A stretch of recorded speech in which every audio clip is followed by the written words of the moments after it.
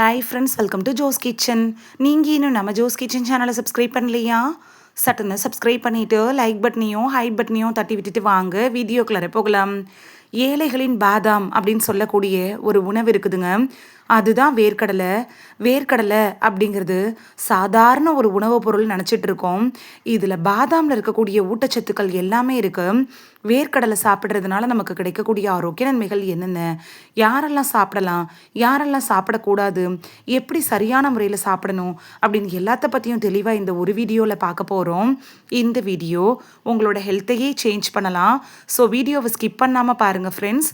உங்களுக்கு வேர்க்கடலை பிடிக்கும் அப்படின்னா ரெட் ஹார்ட் கமெண்ட் பண்ணுங்கள். ஃபர்ஸ்ட்டு வேர்க்கடலையில் என்னென்ன ஊட்டச்சத்துக்கள் இருக்குது அப்படின்னு பார்க்கலாமா? புரதம், நல்ல கொழுப்புகள், அன்சாச்சுரேட்டட் கொழுப்புகள், நார்ச்சத்து, விட்டமின் இ, விட்டமின் பி3, போலேட், மெக்னீஷியம், பாஸ்பரஸ், பொட்டாசியம், தாமிரம், ஆன்டி ஆக்சிடென்ட் அப்படின்னு நம்ம உடம்புக்கு தேவையான எல்லா ஊட்டச்சத்துக்களுமே வேர்க்கடலையில் இருக்குது. வேர்க்கடலை சாப்பிட்றதுனால நமக்கு கிடைக்கக்கூடிய ஆரோக்கிய நன்மைகளை தெளிவாக பார்த்துட்டு வந்துடலாமா? உடல் எடையை கட்டுக்குள் வைக்கிறதுல வேர்க்கடலை எப்படி பயன்படுது அப்படின்னு பார்க்கலாமா? நம்மள நிறைய பேர் என்ன பண்ணுவோன்னா, வேர்க்கடலை சாப்பிட்டா உடல் பருமன் அதிகமாயிரும், குண்டாயிருவோம் அப்படின்னு நினச்சிட்டு வேர்க்கடலையை மொத்தமாக அவாய்ட் பண்ணிடுவோம். உண்மை என்னன்னா, வேர்க்கடலை அப்படிங்கிறது ஒரு நாளைக்கு ஒரு கைப்பிடி அளவு மட்டும் சாப்பிட்டுட்டு வந்துட்டு நல்லா உடற்பயிற்சி செஞ்சிட்டிங்கன்னா உடல் எடை ஈஸியாக குறையும். கெட்ட கொழுப்பெல்லாம் இது கரைச்சி வெளியில் தள்ளிடும். அது மட்டும் இல்லாமல் தேவையற்ற நொறுக்கு தீனிகள் சாப்பிடணுங்கிற எண்ணம் வராது. அதனால அதிக கலோரி சாப்பிட்றதையும் தவிர்த்துருவீங்க. உடல் எடையை குறைக்கணும் அப்படின்னு நினைக்கிறவங்க உங்களோட டயட்டில் கட்டாயமாக வேர்க்கடலை எடுத்துக்கலாம். ஆனால் அளவுங்கிறது ரொம்பவே முக்கியங்க. ஒரு நாளைக்கு ஒரே ஒரு கைப்பிடி அளவு வேர்க்கடலை எடுத்துக்கிட்டிங்கனாலே போதுமானதாக இருக்கும். அதோடையே உடற்பயிற்சி செய்கிறது, நல்ல தூக்கம், ஒரு நாளைக்கு 2.5 to 3 லிட்டர் தண்ணி குடிக்கிறப்ப உங்களோட உடல் எடை ஈஸியாக சரசரன்னு இயற்கையான முறையில் குறைய ஆரம்பிக்கும். இதை நீங்களே உணர்வீங்க. இதையத்தான் ஆரோக்கியமாக வச்சிருக்கிறதுல வேர்க்கடலை எப்படி பயன்படுது அப்படின்னு பார்க்கலாமா? வேர்க்கடலையில் இருக்கக்கூடிய நல்ல கொழுப்புகள் எல்டிஎல் அப்படின்னு சொல்லக்கூடிய கெட்ட கொழுப்பை குறைக்கிறதுக்கு ரொம்பவே யூஸ்ஃபுல்லாக இருக்கும். நம்ம உடம்புக்கு நல்ல கொழுப்புங்கிறது தேவை. அப்படிப்பட்ட நல்ல கொழுப்பை கொடுக்கறதுக்கும் கெட்ட கொழுப்பை கரைச்சி ஒட்டு மொத்த கொழுப்பையும் சமநிலையில் வைக்கிறதுக்கு வேர்க்கடலையை உணவில் எடுத்துக்கிறது ரொம்பவே யூஸ்ஃபுல்லாக இருக்கும். அது மட்டும் இல்லாமல் இதில் இருக்கக்கூடிய மெக்னீஷியம், ஆன்டி ஆக்சிடென்ட்டுக்கெல்லாம் இதயத்துக்கு தேவையான ஊட்டச்சத்துக்கள் தான். அப்படிப்பட்ட ஊட்டச்சத்துக்களையும் இந்த வேர்க்கடலையே நமக்கு தந்துடும். சர்க்கரை நோயாளிகள் வேர்க்கடலையை சாப்பிடலாமா அப்படின்னு பார்த்துட்டு வந்துடலாமா? நிறைய பேர் என்ன தவறாக நினச்சிக்கிறாங்கன்னா, வேர்க்கடலையை சாப்பிட்டா சர்க்கரை அளவு அதிகமாயிரும் அப்படின்னு நினைக்கிறாங்க. அது கிடையவே கிடையாதுங்க. வேர்க்கடலை அப்படிங்கிறது லோ கிளைசமிக் இண்டெக்ஸ் குறியீடு கொண்ட ஒரு உணவு தான். சர்க்கரை நோயாளிகள் தாராளமாக வேர்க்கடலை எடுத்துக்கலாம். சர்க்கரை அளவு வேகமாக உயர்றதை தடுக்கிறதுக்கு அது உதவியாக இருக்கும். நம்ம உடம்புக்கு தேவையான நார்ச்சத்து, புரதச்சத்தும் கிடைச்சிரும். ரொம்ப நேரம் பசி எடுக்காமல் இருக்கும். அதனால அதிக கலோரிகள் சாப்பிட்றத குறைக்கும். அதனால சர்க்கரை நோய் இருக்கிறவங்க வேர்க்கடலை எடுத்துக்கலாம். இருந்தாலும் டாக்டரை கன்சல்ட் பண்ணிட்டு நீங்கள் வேர்க்கடலை எடுத்துக்கிறது நல்லது.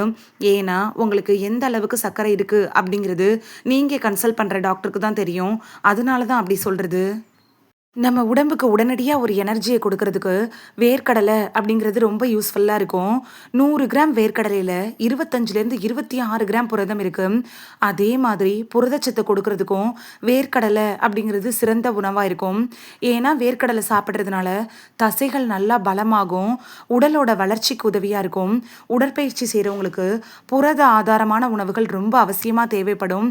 ஏன்னா தசைகளையும் மசில்ஸையும் ஸ்ட்ரென்தன் பண்ணுறதுக்கு அப்படிப்பட்டவங்க புரோட்டீன் பவுடர் வாங்கி சாப்பிடுவாங்க. அதுக்கு பதிலாக நேச்சுரலான முறையில் நீங்கள் வேர்க்கடலை சாப்பிட்றப்ப உங்களுக்கு புரோட்டீன் சப்ளிமெண்ட்டில் கிடைக்கக்கூடிய புரதச்சத்துக்கள் அப்படியே இதில் கிடைக்கும். ரொம்ப நேரம் பசி வராமையும் கட்டுப்படுத்தும். சிலர்லாம் காலையில் எழுந்திரிக்கிறப்பே ரொம்ப சோர்வாக எழுந்திரிப்பாங்க.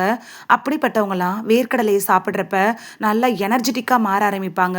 அந்த நாள் முழுக்க சுறுசுறுப்பாகவும் ஆக்டிவாகவும் வேலை செய்கிறதுக்கு வேர்க்கடலை அப்படிங்கிறது அவங்களுக்கு ஒரு சிறந்த ஸ்நாக்ஸாக இருக்கும். செரிமானத்துக்கு ஒரு சிறந்த உணவு அப்படின்னு வேர்க்கடலையை ஏன் சொல்கிறோம் அப்படின்னு பார்த்துடலாமா? வேர்க்கடலையில் அதிக அளவு நார்ச்சத்து இருக்குது. மலச்சிக்கலை குறைக்க உதவுது. குடல் ஆரோக்கியத்துக்கு கூட ஒரு யூஸ்ஃபுல்லான ஸ்நாக்ஸ்ன்னு சொல்லலாம்.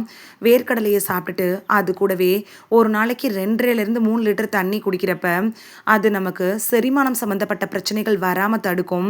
நிறைய பேர் என்ன சொல்லுவாங்கன்னா, பச்சையாக வேர்க்கடலையே சாப்பிடாத, அதிகமாக வேர்க்கடலை சாப்பிட்டா வயிற்றால போகும் அப்படின்னு சொல்லுவாங்க.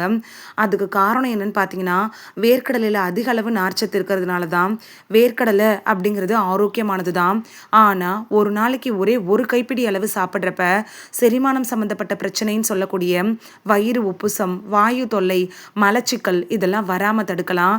அளவுக்கு அதிகமாக எடுத்துக்கிட்டிங்கன்னா வயிற்றுப்போக்கு மாதிரியான பக்க விளைவுகளும் வரலாம். தோலோட ஆரோக்கியத்துக்கு வேர்க்கடலை எப்படி பயன்படுது அப்படின்னு பார்க்கலாமா? நம்ம தோலோட ஆரோக்கியத்துக்கு தேவையான எல்லா ஊட்டச்சத்துக்களும் இந்த வேர்க்கடலையில் இருக்குது. முக்கியமாக விட்டமின் இ இருக்குல்ல, அது பாதாமில் மட்டும்தான் இருக்குது அப்படின்னு நினச்சிட்டு நிறைய பேர் பாதாமை சாப்பிடுவாங்க. அப்படிப்பட்ட விட்டமின் இ வேர்க்கடலையிலும் நிறைவான அளவில் இருக்குதுங்க. இது நிறைய பேருக்கு தெரிய மாட்டேங்குது. உங்களோட ஸ்கின்னை நல்லா க்ளோ ஆக்குறதுக்கும், செல்களை ஆக்சிடேட்டிவ் ஸ்ட்ரெஸ்லேருந்து பாதுகாக்கிறதுக்கும், ஹார்மோன் இம்பேலன்ஸ்னால வருதுல்ல, அந்த முகப்பருக்கள் வராமல் தடுக்கிறதுக்கும், ஆல்ரெடி முகப்பருக்கள் வந்திருந்துச்சுன்னா அதனால வரக்கூடிய கரும்புள்ளிகள், பிளாக் ஹெட்ஸு, கரு வளையங்கள் இதெல்லாம் சரி பண்ணுறதுக்கும் விட்டமின் இ சத்து அப்படிங்கிறது ரொம்பவே முக்கியம். அப்படிப்பட்ட விட்டமின் இ இந்த வேர்க்கடலையில் இருக்குதுங்க. மூளைக்கு தேவையான சத்துக்களை தரதுல வேர்க்கடலை எப்படி பயன்படுது அப்படின்னு பார்க்கலாமா? மூளையை சுறுசுறுப்பாகவும் ஆரோக்கியமாகவும் வச்சிருக்கிறதுக்கு விட்டமின் பி3 அப்படிங்கிற சத்து தேவைப்படுது.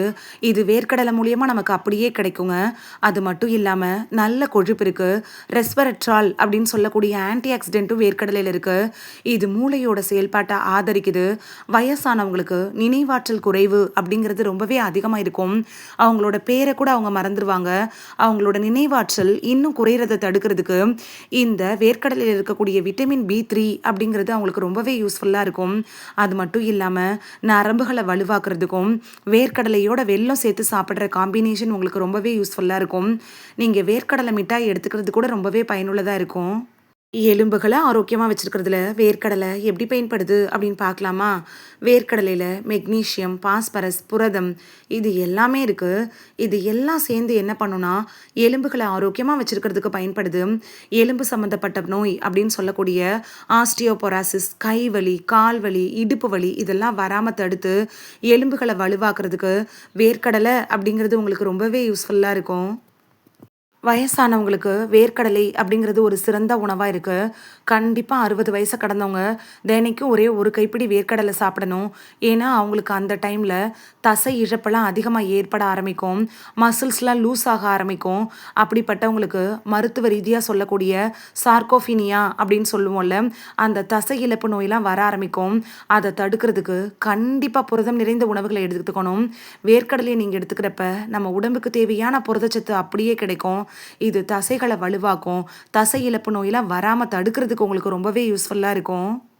செரிமானத்துக்கு ஒரு சிறந்த உணவு அப்படின்னு வேர்க்கடலையை ஏன் சொல்கிறோம் அப்படின்னு பார்த்துடலாமா? வேர்க்கடலையில் அதிக அளவு நார்ச்சத்து இருக்குது. மலச்சிக்கலை குறைக்க உதவுது. குடல் ஆரோக்கியத்துக்கு கூட ஒரு யூஸ்ஃபுல்லான ஸ்நாக்ஸ்ன்னு சொல்லலாம்.